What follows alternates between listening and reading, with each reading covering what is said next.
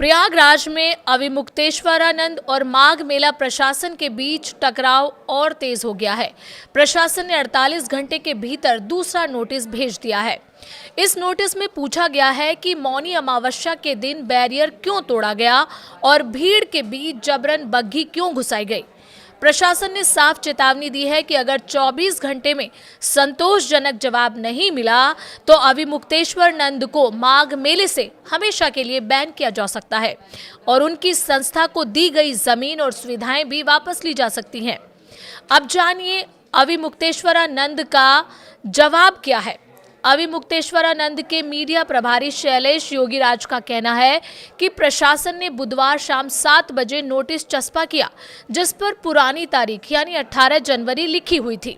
इसके जवाब में अविमुक्तेश्वरानंद ने गुरुवार सुबह 8 बजे 3 पन्नों में जवाब मेला कार्यालय को भिजवा दिया था।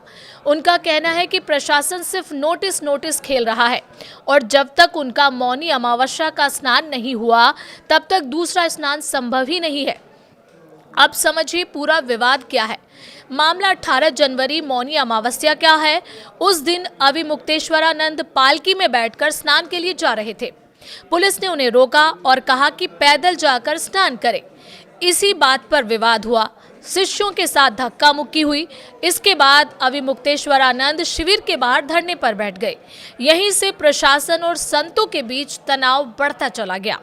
प्रयागराज में माघ मेला प्रशासन और अविमुक्तेश्वरानंद के बीच विवाद लगातार गहराता जा रहा है। प्रशासन ने 48 घंटे के भीतर अविमुक्तेश्वरानंद को दूसरा नोटिस भेजा है। नोटिस के जवाब में अविमुक्तेश्वरानंद ने आरोपों को खारिज किया है। उनका कहना है कि कुछ अधिकारियों ने जानबूझकर अव्यवस्था पैदा की और बाद में सारा दोष उन पर मढ़ने की कोशिश की गई। अविमुक्तेश्वरानंद के अनुसार पूरे घटनाक्रम की सच्चाई सीसीटीवी फुटेज में साफ देखी जा सकती है। उन्होंने ये भी साफ किया कि उनके पास कोई बग्गी नहीं थी और वो पालकी में बैठकर संगम स्नान के लिए जा रहे थे। प्रशासन ने दूसरे सवाल में अविमुक्तेश्वरानंद द्वारा खुद को शंकराचार्य बताने और मेले में इससे जुड़े बोर्ड लगाए जाने पर आपत्ति जताई। प्रशासन का कहना है कि शंकराचार्य पद को लेकर मामला सुप्रीम कोर्ट में लंबित है और ऐसे में किसी को भी खुद को शंकराचार्य घोषित करने की अनुमति नहीं है।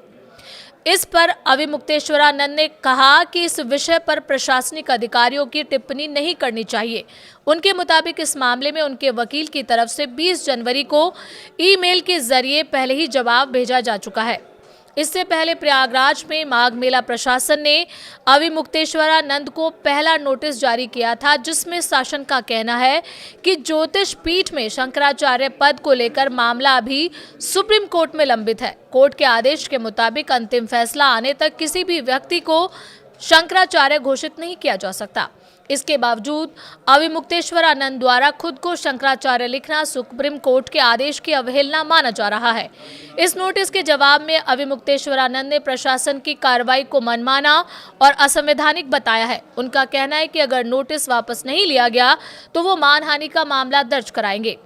अविमुक्तेश्वरानंद का दावा है कि पूर्व शंकराचार्य स्वरूपानंद ने उन्हें न्यास के माध्यम से शंकराचार्य नियुक्त किया था और सुप्रीम कोर्ट का ऐसा कोई आदेश नहीं है जो उन्हें शंकराचार्य बने रहने से रोकता हो। अब जानिए कौन किसके पक्ष में है। इस विवाद में संत 2 हिस्सों में बटे हुए नजर आ रहे हैं। कुछ संतों का कहना है कि प्रशासन को अविमुक्तेश्वरानंद से माफी मांगनी चाहिए और परंपराओं में दखल नहीं देना चाहिए। वहीं कुछ संत और सरकार समर्थक पक्ष का कहना है कि कानून और व्यवस्था सबसे ऊपर है और कोई भी व्यक्ति नियम से ऊपर नहीं हो सकता। इस बीच मुख्यमंत्री योगी आदित्यनाथ का बयान भी सामने आया है। योगी आदित्यनाथ ने बिना नाम लिए कहा है कि किसी को भी परंपरा बाधित करने का हक नहीं है। उन्होंने कहा कि धर्म की आड़ में सनातन को कमजोर करने वाले कालनेमी जैसे लोगों से सतर्क रहना होगा। योगी ने जिस कालनेमी का जिक्र किया वो हिंदू पौराणिक कथाओं का एक मायावी असुर यानी राक्षस था। रामायण में रावण का मामा और मारीच का बेटा था। रावण ने उसे लक्ष्मण के मूर्छित होने पर हनुमान को रोकने के लिए भेजा था। बाद में हनुमान ने कालनेमी का वध कर दिया। अब बात करते हैं कि अब आगे क्या। फिलहाल प्रशासन अविमुक्तेश्वरानंद के जवाब की समीक्षा कर रहा है। अगला कदम इसी जवाब के आधार पर तय होगा। बैन होगा या नहीं, जमीन और सुविधाएं रहेंगी या वापस होंगी, और क्या ये विवाद और बढ़ेगा, अभी स्थिति तनावपूर्ण बनी हुई है और सबकी नजर प्रशासन के अगले फैसले पर टिकी है।